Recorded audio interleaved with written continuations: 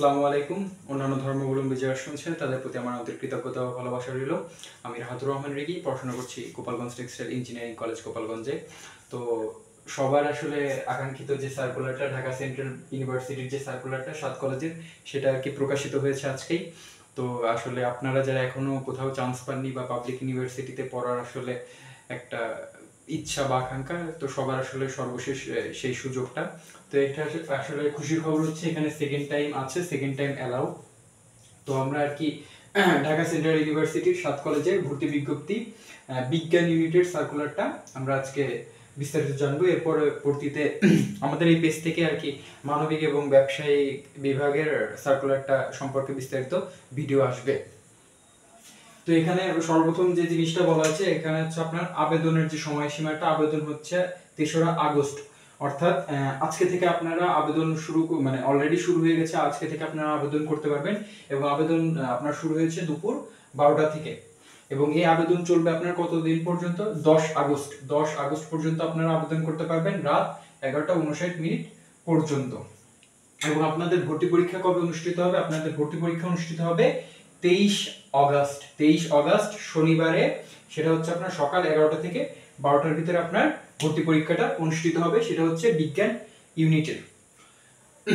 তো এখানে আসলে কারা কারা আবেদন করতে পারবে সেই হিসেবে যদি আসি, সেখানে আপনারা এসএসসি 19 থেকে 22 যারা এসএসসি ব্যাচ, যাদের 19, 20, 21, 22, এবং এইচএসসি যারা 2023-24 অর্থাৎ সেকেন্ড টাইমাররা এখানে ভর্তি পরীক্ষা দিতে পারবে, তারা এখানে আবেদন করতে পারবে। যাদের এসএসসি এবং এইচএসসি ব্যাচ এই সালগুলোর ভিতরে রয়েছে, তারা এখানে ভর্তি পরীক্ষা দিতে পারবে। এবং এখানে আপনার ভর্তি পরীক্ষা দেওয়ার ন্যূনতম যোগ্যতা কি? আপনার ন্যূনতম যে জিপিএটা আছে, জিপিএটা আপনার এসএসসি এবং এইচএসসি মিলে, এবং সেই জিপিএটা অবশ্যই 4th সাবজেক্ট সহ।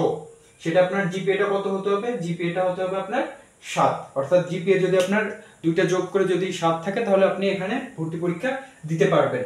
তো এখানে ভর্তি পরীক্ষা অনুষ্ঠিত হবে আপনার কত নম্বরের? 100 নম্বরের ভর্তি পরীক্ষা অনুষ্ঠিত হবে। এবং এখানে পাস নম্বর ধরা হয়েছে 40% বা 40% নম্বর আপনার। অর্থাৎ আপনি যদি 40% নম্বর পান, তাহলে আপনি এখানে পাস বলে বিবেচিত হবে।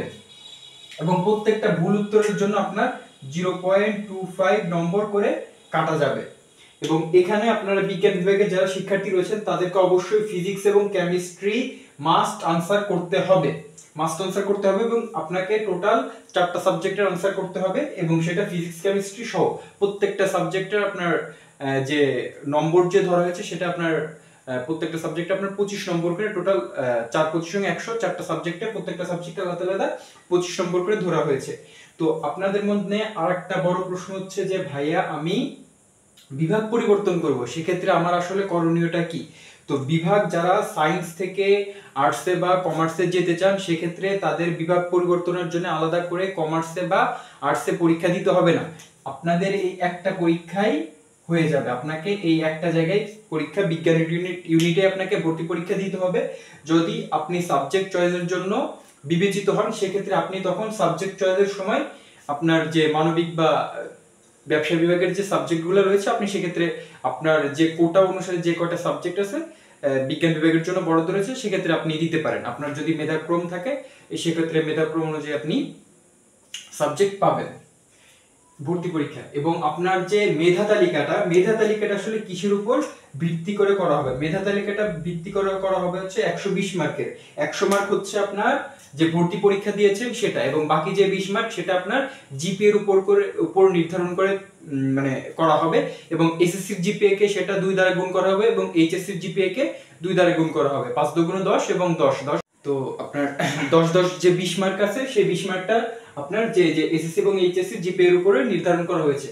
এবং এখানে আপনাদের অনেকে আর কি ফিজিক্স ডিপার্টমেন্টে বা কেমিস্ট্রি ডিপার্টমেন্ট বা ম্যাথ ডিপার্টমেন্ট, এই ডিপার্টমেন্টগুলোতে পড়তে চায়, তো যে কলেজগুলোতে আছে, সেক্ষেত্রে আপনাদের অবশ্যই আপনাদের যে শর্তাবলীটা দেওয়া রয়েছে, সেটা হচ্ছে ফিজিক্স ডিপার্টমেন্টে পড়তে গেলে অবশ্যই আপনাকে ইন্টারমিডিয়েট অবশ্যই ফিজিক্স এবং ম্যাথ এই দুটো সাবজেক্ট থাকতে হবে। কেমিস্ট্রি পড়তে গেলে অবশ্যই আপনাকে কেমিস্ট্রি এবং ম্যাথ থাকতে হবে।